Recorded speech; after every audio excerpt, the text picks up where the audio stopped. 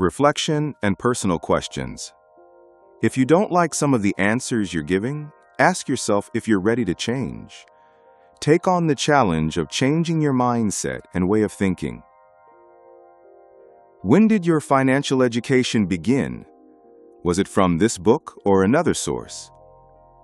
What was your reaction when you first read Robert's definitions of assets and liabilities? What was your reaction when he said a house isn't an asset? Did you consider your house to be an asset? When he fully explained his argument, did your idea change?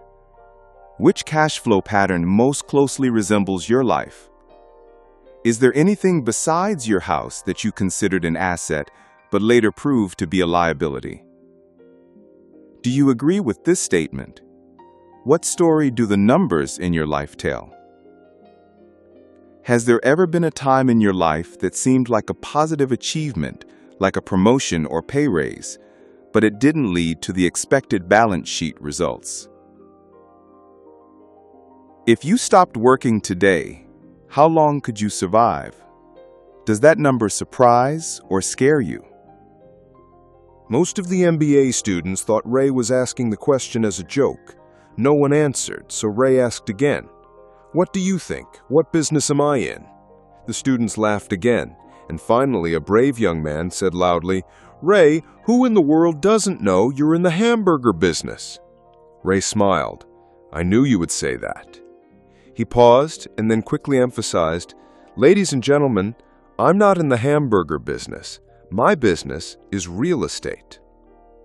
As my friend said, Ray explained his viewpoint in great detail. Ray knew that the core of the business plan was to sell hamburger franchises, but he didn't take his eyes off the location of each franchise. He knew that the land and its location were the most important components for the success of each franchise. Basically, the person who was buying a franchise of Ray Kroc's company was also buying the land underneath it. Today, McDonald's is the largest owner of real estate on earth, with more land than even the Catholic Church. McDonald's has the most valuable intersections and corners in America and around the world. My friend considers this one of the most important lessons of his life. Today, he owns a car wash garage, but his business is the land under that garage. Previously, you saw that we showed with diagrams that most people work hard for everyone else except themselves. They first work hard for the company owners, then they work hard for the government through taxes, and finally, they work hard for the bank that owns their mortgage. When I was young, there was no McDonald's in our neighborhood, but my rich dad taught Mike and me the same lesson that Ray Kroc told at the University of Texas. This is the third secret of the rich. This secret is to focus on your own business. The most obvious reason for financial deficiency is that people work for someone else their whole lives. That's why many people have nothing to show for it after working their whole lives. The main goal of our current education system is to create academic qualifications to get a good job. The entire education system focuses on preparing children for this. Their lives will revolve around their salary, or, as mentioned earlier, their income column. Many students will study to become engineers, scientists, chefs, police officers, painters, writers, and so on. These professional qualifications give them the additional ability to get a job and work for money. But there's a big difference between your profession and your own business. I often ask people, "What is your own business?" And they will say, "Oh, I'm a banker." Then I ask them, "Do they own the bank?" Usually their answer is, "No, I work there." In this example, they considered their profession and their own business to be the same. Their profession might be a banker, but they don't have their own business. The problem with school and college is that you often become the person you study about.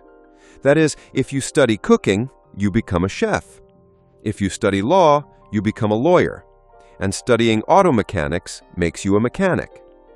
The mistake of becoming what you study is that most people forget to focus on their own business. They spend their lives looking after someone else's business and making them rich.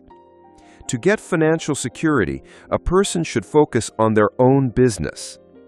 Your business is not your income. It revolves around your asset column. As mentioned before, the first rule is to know the difference between an asset and a liability and buy assets. Rich people focus on the asset column, while everyone else focuses on their income statement. So we often hear things like, "I need a pay raise.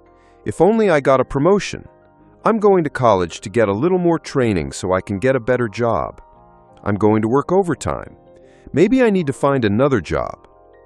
This kind of extra money will only be useful if it is used to buy assets that are sources of income.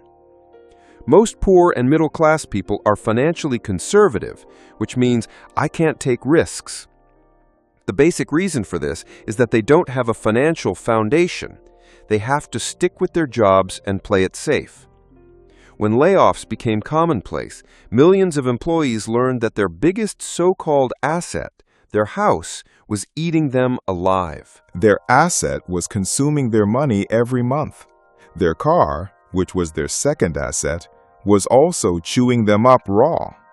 The $1,000 golf clubs in the garage were no longer worth $1,000. Without job security, they now had no shelter. The things they thought were assets couldn't help them during a financial crisis. I think most of us have filled out loan applications when buying a house or a car. It's always interesting to look at the net worth column, because in it we find out what things are considered assets in banking and accounting. Once I wanted a loan, but my financial situation didn't look very good at that time. So to increase the numbers in the asset column, I also included my new golf clubs, my paintings, books, electronics, Armani suits, watches, shoes, and other things. My loan application was rejected because I had too much investment in real estate. The loan approval committee didn't like that I earned so much money from rent. They wanted to know why I didn't have a salaried regular job. They had no objection to the Armani suits, golf clubs, or painting collection. When you can't be molded into the usual mold, life often becomes difficult. I shiver every time. Whenever I hear from someone that their net worth is $1 million or $100,000, net worth is not the correct measure, and the main reason for this is that when you start selling your assets, you have to pay tax on the profit. Many people fall into deep financial problems if their income is low. To raise money, they sell their assets, but their personal assets are usually sold for much less than the amount written on their balance sheet. On the other hand, if there is a profit from selling the asset, it is also taxed, which means the government takes its share again and reduces the amount raised to get out of debt. That's why I say that someone's net worth is often less than their estimation. Start focusing on your own business. Keep your day job, but start buying real assets. Don't buy liabilities or personal items that lose value once you bring them home. The moment you drive a new car out of the showroom, its price drops by about 25%. That is, it's not a real asset, although your banker lets you write it on the asset list. As soon as I started playing with my new $400 Golf titanium driver, its value dropped to $150. Keep expenses low, reduce liabilities, and work hard to build a solid asset foundation. For young people who have not yet left home, it is important that their parents teach them the difference between assets and liabilities. Tell them to start building a solid asset column before they leave home, get married, buy a house, have children, and get stuck in risky financial situations. Stick with a job and buy everything on debt. I see many young couples who, after marriage, get caught up in a lifestyle that will not let them get out of debt for most of their working years. When the last child grows up and leaves home, the parents feel that they have not prepared enough for retirement. Now they start a campaign to save a little money, But then their own parents get sick and new responsibilities come upon them. What kind of assets do I recommend you or your children collect? In my world, true assets fall into these classes. Businesses that don't require my presence. I certainly own them, but other people run them. If I have to work there too, then it's not a business, it's a job. Stocks, bonds, income-generating real estate, notes, that is, IOUs, intellectual property, that is, royalties for music, screenplays, and patents, etc., anything else of value that generates income or appreciates in value and has a ready market. Acquire the assets you love. Robert loves real estate, so he spends most of his time thinking about and acquiring it. If you don't like real estate, don't invest in it.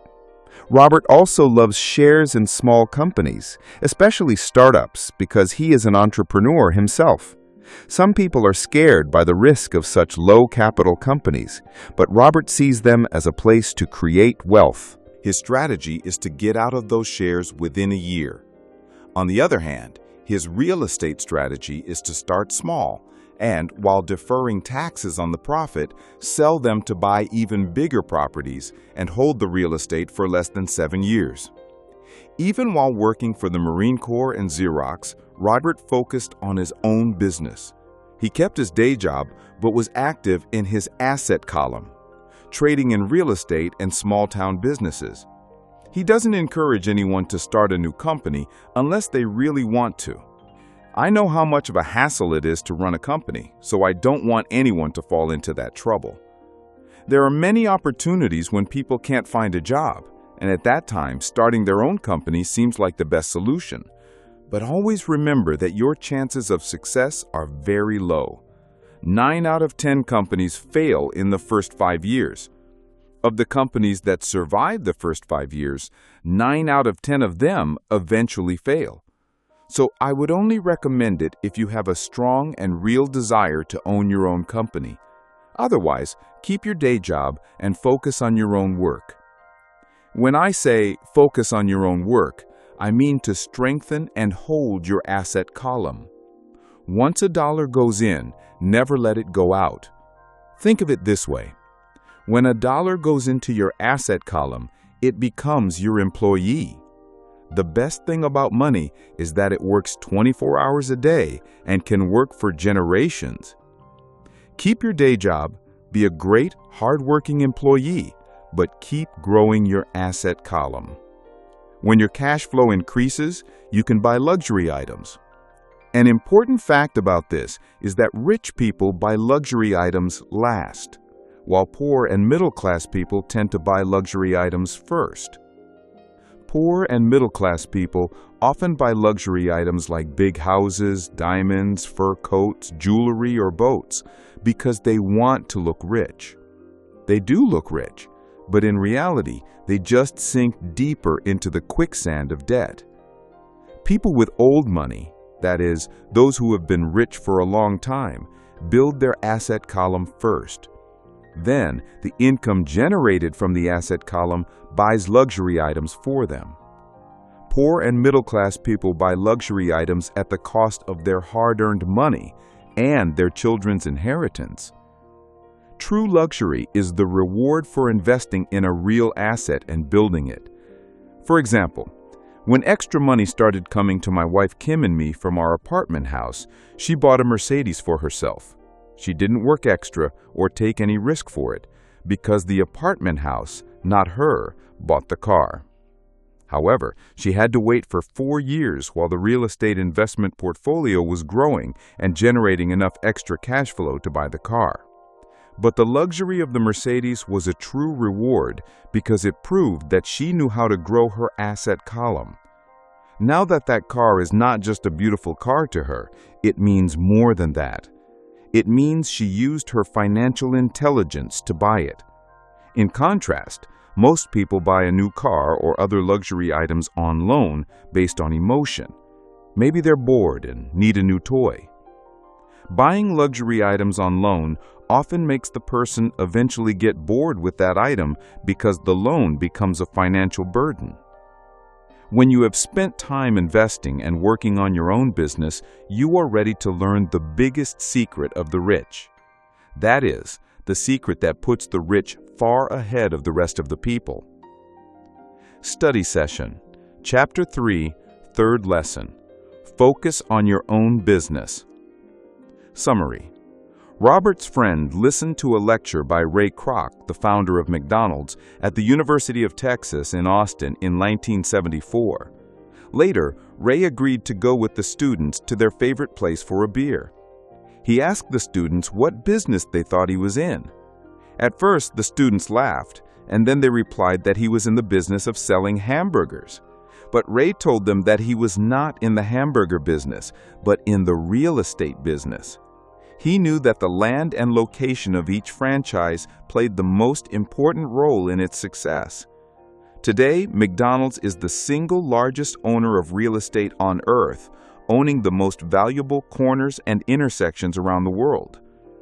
Robert's friend listened to that lesson carefully, and today he owns many car servicing centers, but his business is the real estate under those car servicing centers. Many people work for others, their employers, the government, and the bank. Ray Kroc and Rich Dad knew the richest secret number 3. Focus on your own business. Don't waste your whole life working for someone else. There's a big difference between your profession and your business. Robert often asks people, "What's your business?" And they reply, "Oh, I'm a banker." Then he asks them if they own the bank, and they usually reply, No, I work there." In this way, they spend their whole life making others rich instead of themselves. Focusing on your business doesn't mean starting a company, although for some people it might. Instead, your business revolves around your asset column, not your income.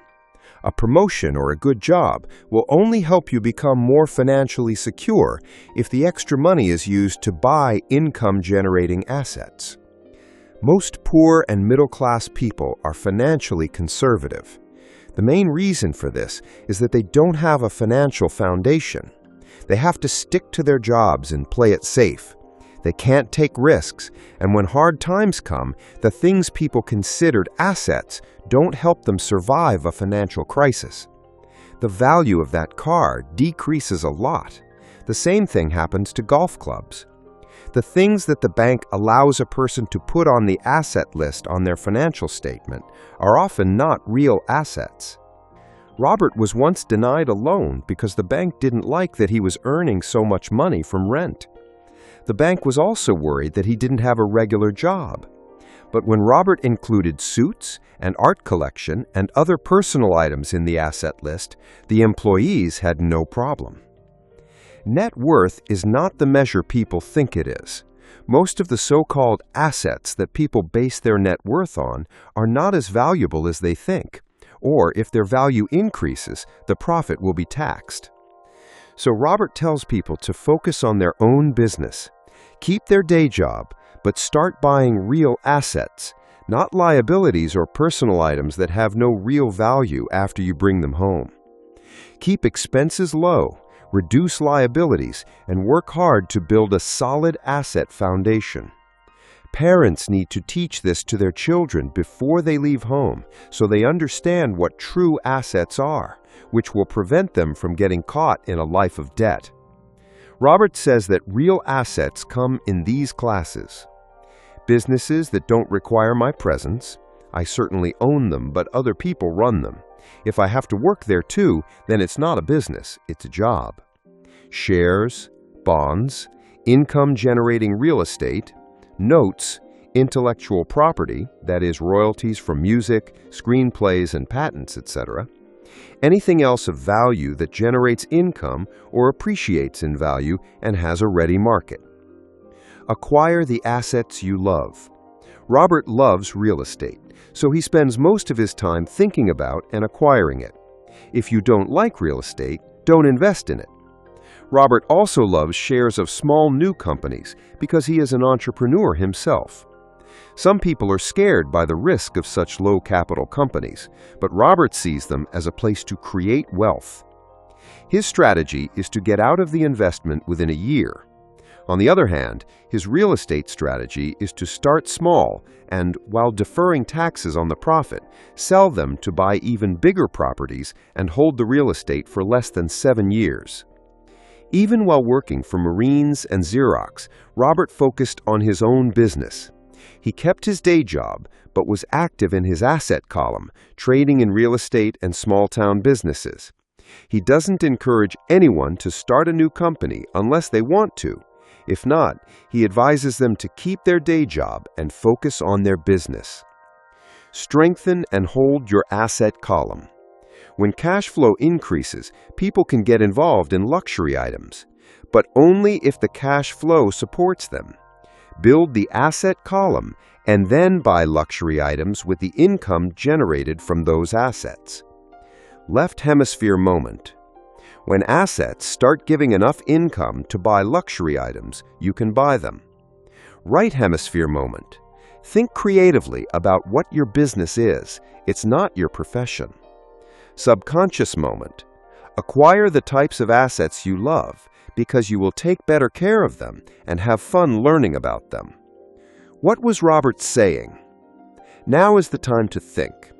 Ask yourself what Robert is saying in this example and why he's saying it. You don't need to agree or disagree with Robert in this section.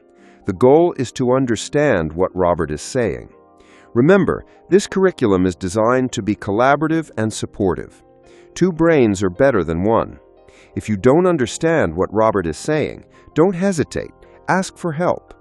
Take time to talk about each example until you understand it. To be financially secure, a person needs to focus on their own business. Rich people focus on their asset columns, while everyone else focuses on their income statements. Financial struggle is often a direct result of people spending their whole lives working for someone else. Many people at the end of their careers will have nothing to show for their efforts. Net worth is not correct. A major reason for this is that the moment you start selling your assets, the profit is taxed. Once a dollar goes in, never let it go out. Think of it this way. When a dollar goes into your asset column, it becomes your employee. The best thing about money is that it works 24 hours a day and can work for generations. An important difference is that rich people buy luxury items last, while poor and middle-class people tend to buy luxury items first. Poor and middle-class people buy luxury items at the cost of their hard-earned money and their children's inheritance. Now, with the understanding of what Robert said in this chapter, it's time to apply the stories mentioned in it to yourself and your life. Ask yourself the questions given below and discuss them with your study partner. Be honest with yourself and your partner. If you don't like some of the answers you're giving, ask yourself, are you ready to change? Accept the challenge of changing your thinking and mindset. What is your profession and what is your business? What is the difference between them? What things did you count in your net worth before reading this chapter? How do you see them now?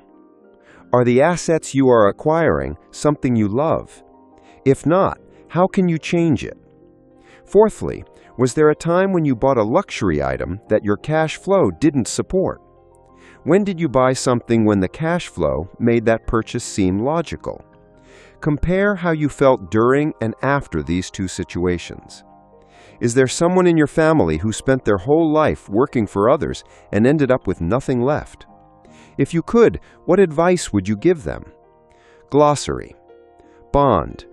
A type of debt in which the issuer formally borrows from the bondholder and promises to return the principal and interest on a specific future date, known as maturity. Entrepreneur. A person who creates a system to provide a product or service to earn profit. Entrepreneurs are willing to pursue opportunities and take risks and are considered fundamentally important in a capitalist society. Financial statement. A statement of your income, expenses, assets, and liabilities. When you graduate from college, it's like your report card that your banker wants to see before giving you a loan. Stock. Capital raised by a corporation by issuing shares. History and power of taxes and corporations. My rich dad played the game skillfully, and he did it through corporations, which is the biggest secret of the rich. I remember being told the story of Robin Hood and his merry men gang at school.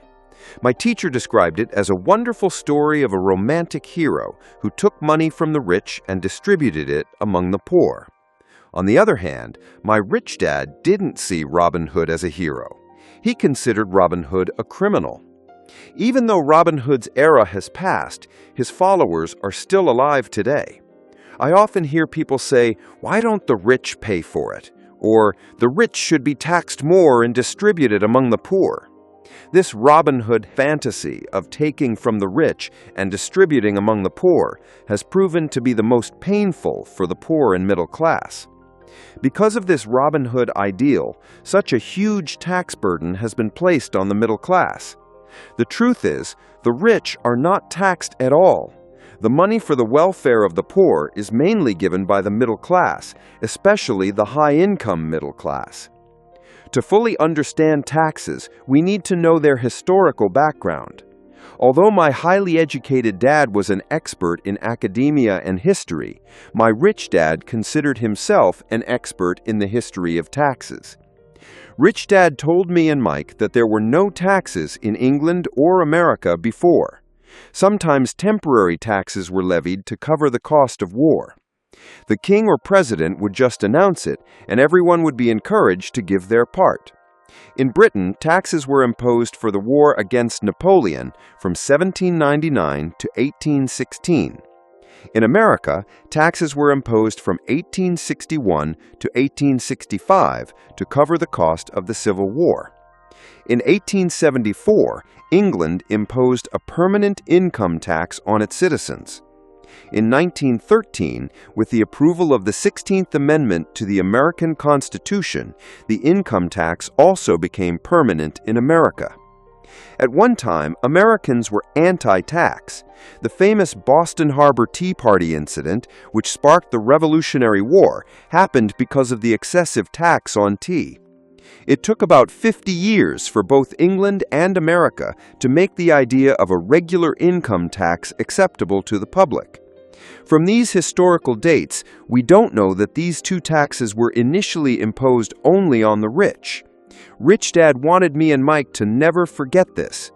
He explained that the idea of tax became popular, and it was voted for with the support of the majority of people. The government's appetite for money grew once the poor and middle class got a taste of it. Rich Dad said, "Your dad and I are at opposite poles. He is a government official, and I am a capitalist. We get money because of our opposite behavior, and our standards for measuring success are also different. He gets money to spend and to give people jobs. The more he spends and the more people he gives jobs to, the bigger his organization becomes. A big organization is respected in the government. On the other hand, in my company, the fewer people I hire and the less money I spend, the more my investors respect me. This is why I don't like government people. So the government needs more tax dollars." My highly educated dad truly believed that the government should help the people. He liked John F. Kennedy very much, especially the idea of the Peace Corps. He liked this idea so much that he and my mom both worked for the Peace Corps and trained volunteers going to Malaysia, Thailand, and the Philippines. They always tried to get extra grants and increase the budget so they could hire more people in both the education department and the Peace Corps. Since I was 10 years old, my rich dad would tell me that government employees are a group of lazy thieves. Around the same time, my poor dad would tell me that the rich are greedy and bad people who should give more money to the government. There were valid arguments for both opinions. It was very difficult for me to come back to a top government official after working for a big capitalist in the city. It was not easy to decide which father's words to believe. But when you study the history of taxes, an interesting aspect comes to light. As I said, tax could only be effective because people believed in the Robin Hood theory of economics: take from the rich and distribute among everyone else. The problem was that the government's hunger for money grew so much that soon it was time to impose taxes on the middle class as well, and from there, it started to go down. On the other hand, the rich saw this as an opportunity because they didn't play by the same rules that the general public did. The rich knew about corporations, which became popular during sea voyages. The rich used corporations to limit the risk to their assets on every sea voyage. For every voyage, the rich would put their money into a corporation. Then the corporation would hire sailors to go on a journey to the New World in search of wealth.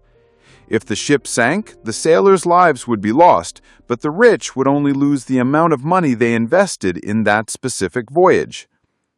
Now, this diagram shows how your personal income is outside of your tax statement and balance sheet. Due to the knowledge of the legal corporate structure, the rich are actually in a much more advantageous position than the poor and middle class.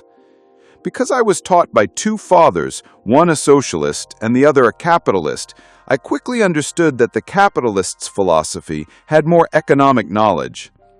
I felt that socialists ultimately punished themselves due to a lack of financial knowledge. No matter how much the crowd chanting "Take from the rich" tried, the rich always found a way to defeat them. This is why the middle class has been taxed. The rich are smarter than the intellectuals just because they understand the power of money, a subject that is not taught in school. How did the rich defeat the intellectual class? Take from the rich, once the tax was passed, money started coming into the government treasury. Initially, people were happy about this, and the money went to government employees as salaries and pensions. To the rich, it came from government contracts received through their factories. The government had a lot of money, but the problem was its financial management. The goal of every government department is not to save the money allocated to it, but to spend the whole thing. If you can't spend your allocated money, there's a risk of it being reduced in the next budget. In such a case, you are definitely considered less efficient. On the other hand, business people are rewarded for saving money, and their efficiency is praised. When this cycle of increasing government spending continued, the demand for money increased, and some true capitalists used their financial knowledge to find a way to escape from this idea of tax the rich. They took refuge in corporations. People who have never created a corporation don't even know that there is no such thing as a corporation. A corporation is just a file folder with some legal documents kept in a lawyer's office and registered with a state government agency. It is not a big building, a factory, or a group of people. A corporation is just a legal document that creates a legal body without a soul. Using this, the rich's assets are secured again. The corporation became popular because the income tax rate for a corporation is lower than the personal income tax rate. Also, a corporation is allowed to spend some expenses before paying tax. This fight between the rich and the poor has been going on for centuries. This war is fought whenever and wherever laws are made, and it will continue forever. The problem is that the losers in this are ignorant. They wake up every morning, go to work hard, and pay taxes. If they just understood how the rich play, they could play it the same way. Then they too could be free from a lack of money and walk on the path of financial freedom. This is why I'm always surprised when I hear a parent advise their child to go to school to get a safe job. A person who has no knowledge of money or financial education cannot survive in any situation, no matter how safe their job is. Today, an average American employee works for the government for 5 to 6 months just to pay their taxes. In my opinion, this is a very long time. The harder you work, the more tax you have to pay to the government. Instead, they find a way to reduce their tax burden. For this, they hire smart lawyers and accountants. For this, they persuade politicians to either change the law or create legal loopholes. They use their wealth to change the situation. There are many ways to save taxes in American tax law. Most of these ways are open to every person, but only the rich find them because they are focusing on their own work. For example, 1031 means Section 1031 of the Internal Revenue Code. It says that the seller doesn't have to pay tax on the profit from selling a house or land if they buy a more expensive house or land. Real estate is a capital investment that is very beneficial in terms of taxes. As long as you keep selling old real estate and buying more expensive real estate, you won't have to pay tax on the profit. People who don't take advantage of these tax benefits given under the law lose a huge opportunity to grow their asset column. The poor and middle class don't have that much wealth. They sit with their arms folded and let the government needle prick their arm to give blood. Today, I am constantly shocked by the number of people who pay more tax or take fewer deductions, the reason for which is simply that they are afraid of the government. I have some friends whose businesses were closed and destroyed due to a government mistake. I am aware of this, but if you pay the price of working from January to May to escape this fear, then in my opinion, it is a high enough price. My poor dad never fought back. My rich dad didn't either. He just played the game more cleverly, and he did it through corporations, which is the biggest secret of the rich. Do you remember the first lesson I learned from my rich dad? I was 9 years old then and waiting for his call. I was sitting in his office and waiting for his call. The immense power that comes with money requires the right knowledge to maintain and multiply. Without this knowledge, the world keeps pushing you around. Rich Dad would remind me and Mike again and again that the most frightening person, boss or supervisor, is not but the tax department. If you don't resist, the tax department will always collect more and more tax from you.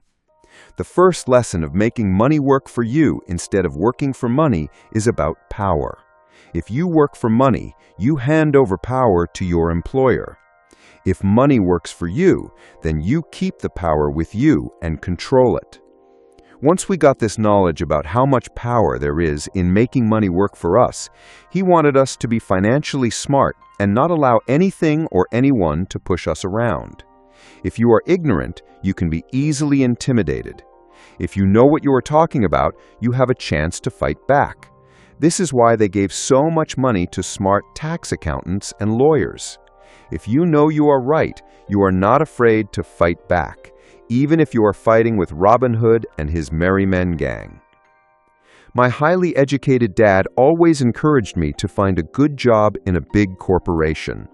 He would calculate the profit of climbing the corporate ladder. He didn't understand that by becoming completely dependent on a company employee's salary, I would become an obedient cow whose milk anyone could milk whenever they wanted to. When I told my rich dad my dad's advice, he just laughed. He just said, "Why not become the owner of the ladder?" As a child, I didn't understand what Rich Dad meant by owning my own corporation. It was an idea that seemed impossible and frightening. Although I was excited about this idea, my inexperience was not letting me imagine that someday adults would work in the company I created. The important thing is that if I had not my rich dad, I would probably have followed my highly educated dad's advice. It was because of Rich Dad's repeated reminders that the idea of my own corporation stayed alive and kept leading me on a different path. At the age of 15-16, I knew that I would not go on the path that my highly educated dad was advising. I didn't know how I would do it, but I was determined that I would not go in the direction that most of my classmates were going. This decision changed my life. When I was about 25, I started seeing more wisdom in Rich Dad's advice. At that time, I had left the Marine Corps and was working at Xerox. I was getting a lot of money. But whenever I saw my salary, I would also hear Rich Dad's voice in my ears. Who are you working for? Who are you making rich? In 1974, when I was an employee of Xerox, I created my first corporation and started focusing on my own work. I already had some assets in my asset column, but now I was determined to focus on making this column even bigger. Seeing the deductions from the salary, the advice given by my rich dad for years was showing more wisdom. Now I could see what my future would be like if I followed my highly educated dad's advice. Many employers think that if their employee focuses on their own work, it will be bad for their business. But in my case, the opposite happened. Focusing on my own work and concentrating on creating assets made me a better employee, because now I had a goal. I used to come early in the morning and work hard. I would earn as much money as possible so I could invest it in real estate. At that time, prices in Hawaii were rising fast, and there was a possibility of earning huge wealth. The more I felt that we were in the initial stage of a huge economic boom, the more Xerox machines I sold. The more machines I sold, the more money I earned, and of course, the more was deducted from my salary. I was so desperate to get out of the trap of being an employee that I worked even harder so I could invest more. By 1978, I had become one of the top 5 salespeople in the company. I was desperate to get out of the rat race. In less than 3 years, the situation was such that I was earning more from my real estate holding corporation than from Xerox. In my corporation, the money I was generating in my asset column was working for me. For that, I didn't need to knock on doors to sell photocopiers. I saw more wisdom in Rich Dad's advice. Soon the cash flow from my properties became so high that my company bought my first Porsche car. The rest of the salespeople at Xerox thought I was spending my commission, but I wasn't doing anything like that. I was investing my commission column of assets. My money was working hard to make more money. Every dollar in my asset column was a great employee. It was working hard to make more employees, and it bought its boss a new Porsche. That too from pre-tax dollars. I started working harder for Xerox. The plan was working, and my Porsche was the proof. Using the lessons I learned from my rich dad, I managed to get out of the rat race at a young age. This was possible because of the great financial knowledge I got from my rich dad's teachings. Without this financial knowledge, which I call financial intelligence or financial IQ, my path to financial freedom would have been more difficult. Now I teach others in the hope that they will benefit from my knowledge. I remind people that proficiency in financial IQ involves knowledge of 4 broad areas. Accounting. Accounting is financial literacy or the ability to read numbers. If you want to build an empire, this is an essential skill. The more money you're responsible for, the more nuanced knowledge you need, otherwise your empire will collapse like a house of cards. This is the left-brained part of the details. Financial literacy means the ability to read and understand financial statements so you can recognize the strengths and weaknesses of a business. Investing is the science of making money from money. It involves strategies and formulas that use the creative right-brained part. Understanding the market is the science of demand and supply. In addition to the fundamental or economic aspects of an investment, you need to know the technical side of the market, which is driven by emotion. He who understands the current market situation, tax benefits and protection can get rich faster than an employee or a small business owner. This makes as much difference as between a walking person and a flying person. In terms of long-term wealth, it makes a huge difference. Tax benefits. A corporation can do many things that an employee cannot. For example, it can spend before paying taxes. This is a field of expertise that is very exciting. Employees pay taxes on their earnings and run their expenses from the money that's left. An employee earns, spends as much money as they can, and if anything is left, they pay tax on that. This is one of the biggest loopholes in the tax law, and the rich use it to the fullest. Creating a corporation is easy and doesn't cost much money if your investment gives a good cash flow. For example, by owning your own corporation, you go to Hawaii for a vacation and have a board meeting there. This way, car payments, insurance, repairs, and health club memberships are included in the company's expenses. Most lunches or dinners taken in restaurants are also partial expenses.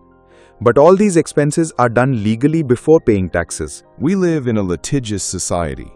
Everyone wants to profit from your hard work. The rich hide most of their assets using corporations and trusts to avoid lawsuits and protect their wealth. Whenever someone makes a claim against a rich person, they find out that they are wearing legal armor and don't actually own anything. The rich control everything but own nothing. Poor and middle-class people try to own everything, so when a claim is made against them, they lose their property to the government or fancy citizens who claim on the rich. They learned it from the story of Robin Hood: take from the rich and give it to the poor. It is not the purpose of this book to explain the whole procedure of setting up a corporation, but I will say that if you own this kind of legal asset, collect more information about the benefits and protections a corporation provides as soon as possible. Many books have been written on this subject that will detail its benefits and also provide information on the steps required to form a corporation. Jared Soden's books describe the power of the personal corporation well. Financial IQ is actually a mixture of many plans and qualities. I would say it is a combination of the 4 technical skills mentioned earlier, from which basic financial intelligence is created. If you want huge wealth, the coordination of these skills will greatly increase your financial intelligence. In short, understand the owner of a corporation and the employee working for the corporation. Study Session, Chapter 4, Lesson 4, The Power of Taxes and Corporations. Summary. Many people consider Robin Hood a hero who took money from the rich and gave it to the poor. Rich Dad did not have this idea. He called Robin Hood a criminal. Although the popular notion is that the rich should pay more taxes and give money to the poor, the truth is that it is the middle class who bears the huge taxes, especially the educated, high-income middle class. How does this happen? To understand this, Robert has told a brief history of taxes. In England and America, there was basically no tax. Only occasional temporary taxes were levied for things like war. In 1874, England imposed a permanent income tax on its citizens. In America, the land where the Boston Tea Party resistance and the Revolutionary War were instigated due to tax on tea, the income tax became permanent due to the 16th Amendment in 1913. The majority of people were in favor of these orders because the tax was initially imposed only against the rich, but later the situation changed. Although the purpose of the income tax was to punish the rich, in the end it started punishing the people who were in favor of it, the poor and the middle class. Rich Dad explained that he and Poor Dad were like opposite poles. Poor Dad was a government employee, and if he spent his allocated money and hired people to make his organization bigger, he would be rewarded. But the fewer people Rich Dad hired and the less he spent, the more his investors respected him. And when the government expands, the amount of tax dollars needed to support it also increases. Poor Dad really believed that the government should help the people. He and Robert's mother worked in the Peace Corps, training volunteers to go to Malaysia, Thailand, and the Philippines. To hire more people, they always demanded more grants and budgets. It was a challenge for Robert that he works for one of the biggest capitalists in the city and then goes home to a top government official. It was not easy to know which father to trust, but when Robert studied the history of taxes, he learned an interesting thing. When the government's hunger for money increased, it soon started imposing taxes on the middle class as well, and from there it started going downwards. But the rich saw an opportunity because they play by different rules. The corporation, which became popular during the age of sea voyages, provided a way to escape from taxes. By understanding the legal corporate structure, the rich gained a huge advantage and were allowed to be smarter than the intellectuals. The government's ideology is that there should be no surplus of money. If you fail to spend your allocated money, you risk losing it in the next budget. On the other hand, businessmen are rewarded for saving money and their efficiency is appreciated. When the government maintained its ideology and continued to spend more money, more taxes were needed, this time on the middle class and finally on the poor. The corporation is just a legal document, which creates a legal entity. It is not a thing, it is not a factory or a collection of people. However, the income tax rate of a corporation is lower than the personal income tax rate.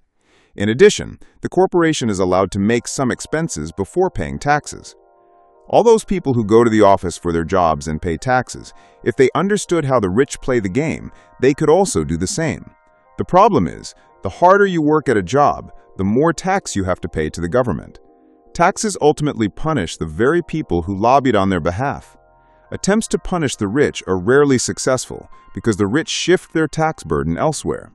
As long as you continue to buy expensive real estate, you don't have to pay tax on the profit. All those people who do not take advantage of these tax exemptions provided by law are missing a huge opportunity to strengthen their asset column. When Rich Dad was advising Robert, in those years he was trying to teach him that knowledge is power, and with that huge power comes money, which needs the right knowledge to protect and grow. Without this knowledge, the world will fool you from all sides. Tax officials are a kind of scary people who always want more. When Robert left the Marine Corps and started working for Xerox, he was disappointed to see a lot of tax deducted from his salary. This inspired him to create his first corporation in 1974. It encouraged him to work even harder at his day job, to raise more money to invest in real estate. He became one of Xerox's best salespeople. In less than 3 years, he was earning more from his real estate holding corporation than he was working at Xerox. His company bought him the first Porsche car, which was proof that his plan was working. Thanks to the education he received from his rich dad, he was able to get out of the rat race at a young age, and he wants to help others do the same.